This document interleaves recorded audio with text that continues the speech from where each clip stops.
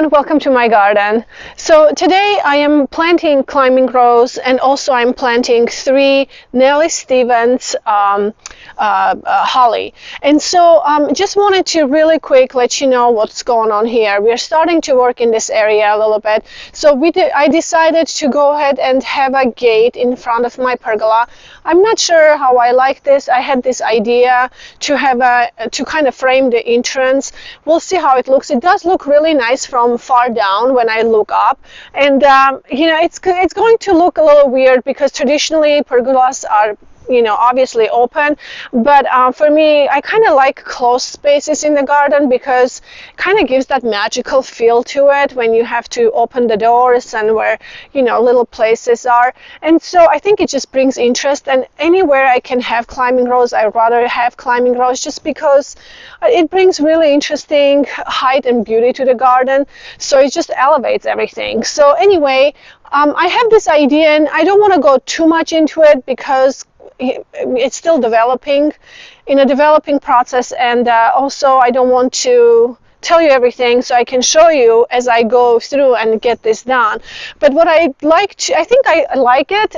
It's kind of strange a little bit because literally we just installed it, George and I, and so I will have to see how everything plays together, right? Because in the beginning of the time when you start a project, it doesn't all look that, you know, put together, because there's still lots of things that has to come together in order for that idea to come to life. So for me, I have to see how everything else has to work with this gate. You know, the climbing rose, you know, I have another ladybanks climbing rose that is ready to kind of come up.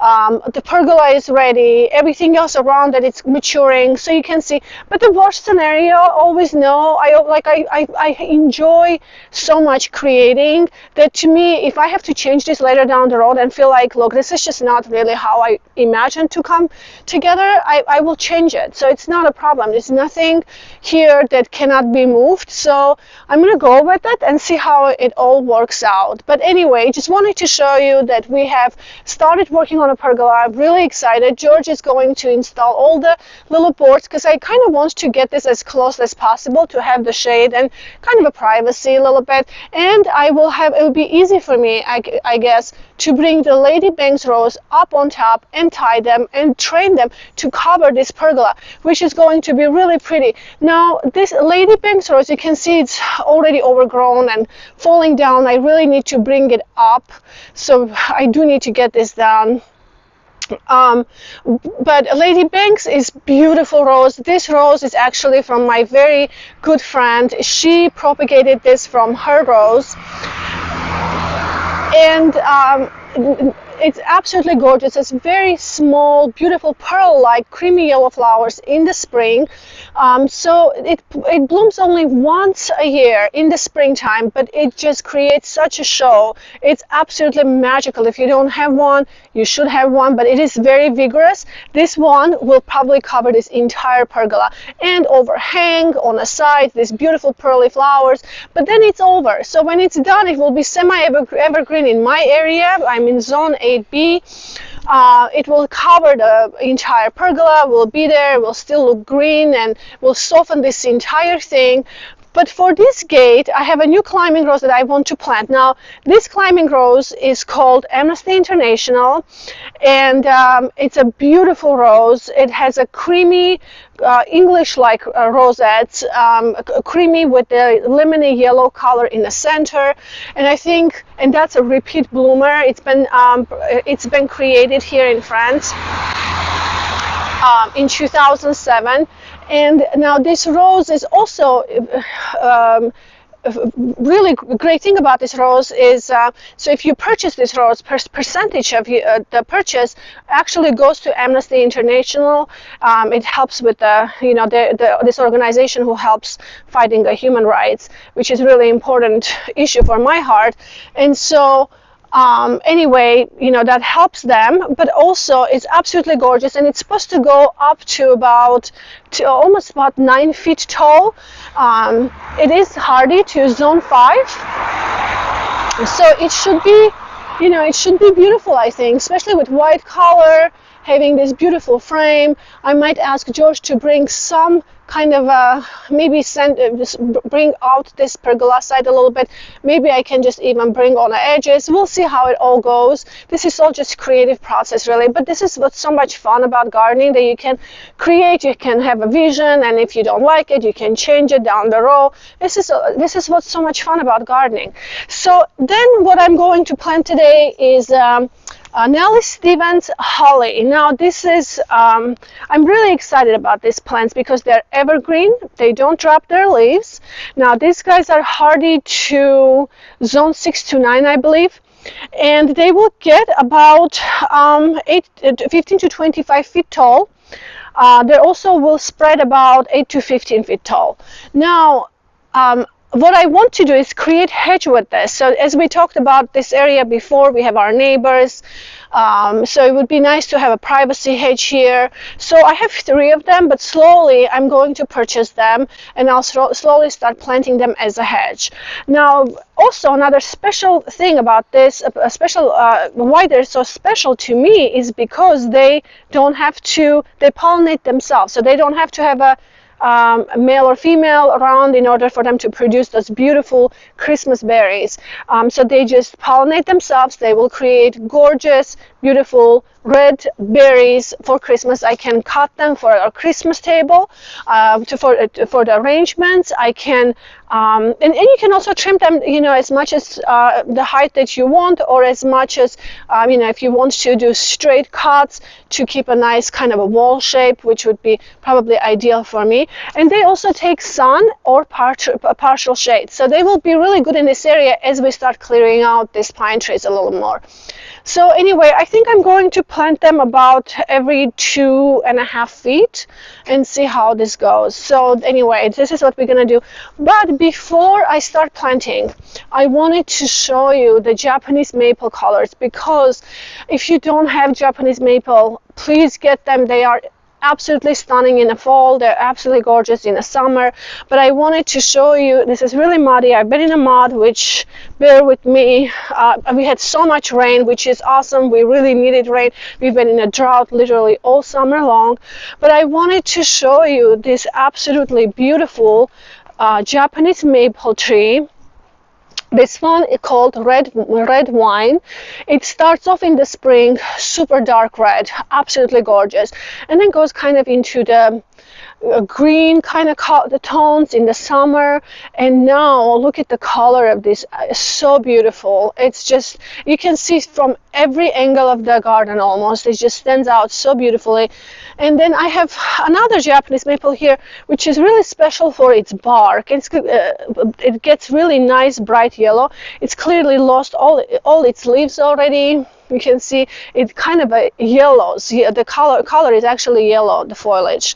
So this one is absolutely stunning too, which is going to be nice winter interest in this area. So let's just go down to the other beds, and I'll show you another few Japanese maples that I have there. They're so beautiful right now, and I am actually planning on adding more Japanese maples into my garden, because I'm just enjoying them so much this time of a season, when everything is going into dormancy, but you still have this beautiful, beautiful color in the garden. But I have a beautiful rose here that is blooming. Look at this. I have a hybrid tea here that it's just blooming right now, but look how pretty. We had so much rain, but it's looking so pretty here. I planted this rose this early spring, so it's just, I think it's going to be really great next year. So, okay, let's go this way. And I would like to show you this color that is absolutely gorgeous. Look at this. This one called Orange Dream, I believe. I've been cleaning this bed, you guys. You can see I've cleaned out, I've composted everything, so it's looking really good. I still have more work to do on this side, but from here to here, I'm pretty much done. I removed all the peonies, you can see, for the season. So peony tree this year is doing really, really good. Look at the buds. I have so many eyes on this peony tree. I'm really excited about this for next spring. And I'm edging for most part. I'm adding a little more sand to the soil, hopefully to improve a bit of a drainage, because I do have clay soil and they get compacted. But okay, let's look at this beautiful Japanese maple tree. Isn't this just gorgeous? Oh, absolutely stunning. Absolutely stunning. The color, just amazing this fall. So beautiful. This hydrangea actually does change a really nice color too. Nice bright red here. And then this Japanese maple is absolutely gorgeous too. Look at the color on this one. Beautiful, gorgeous red color. So very excited.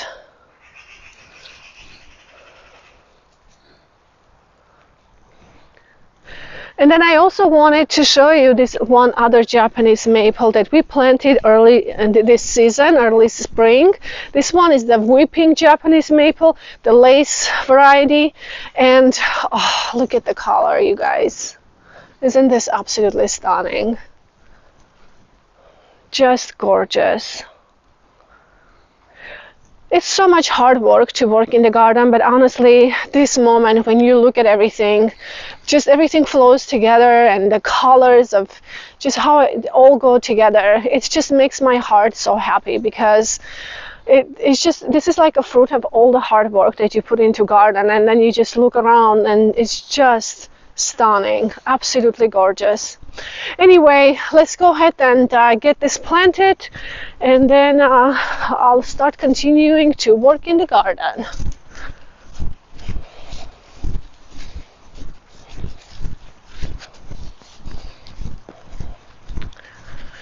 Oh, and just wanted to say, you guys are probably wondering what this is. I have an idea how to make a little water feature here, so that's why we moved this statue or a fountain on this side. I'm going to dig this into the ground, so that's my next project, and hopefully I can come up with the idea. Hope my idea comes together in how to make this water feature.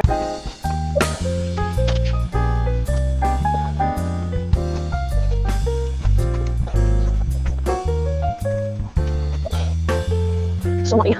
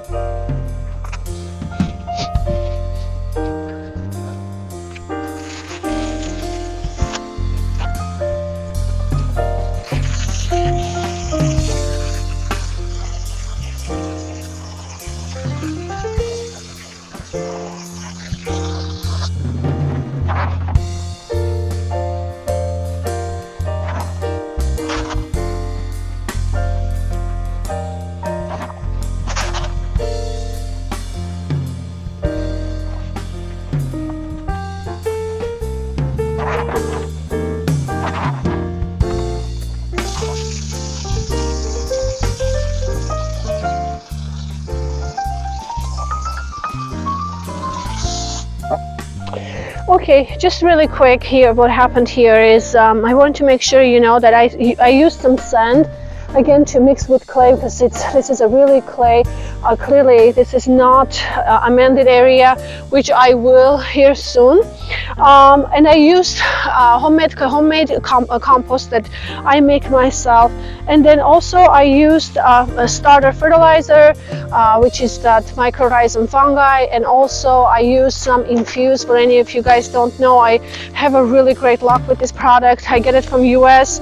It's very difficult to get it here, but anyway, it really helps with diseases and funguses, and you know, I use them for roses, boxwoods, clematis, anything that's, you know, really don't have enough immunity against the fungus. So okay, we'll go ahead and get hollies planted.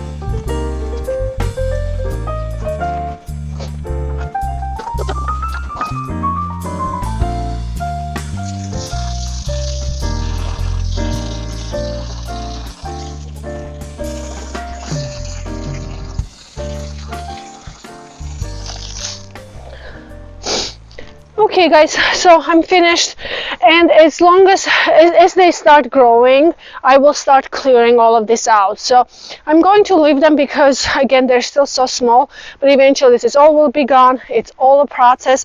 It's starting to rain, we have to get the equipment out of here. But have a wonderful week. Please don't forget to subscribe. And I will see you in my next video. Bye bye.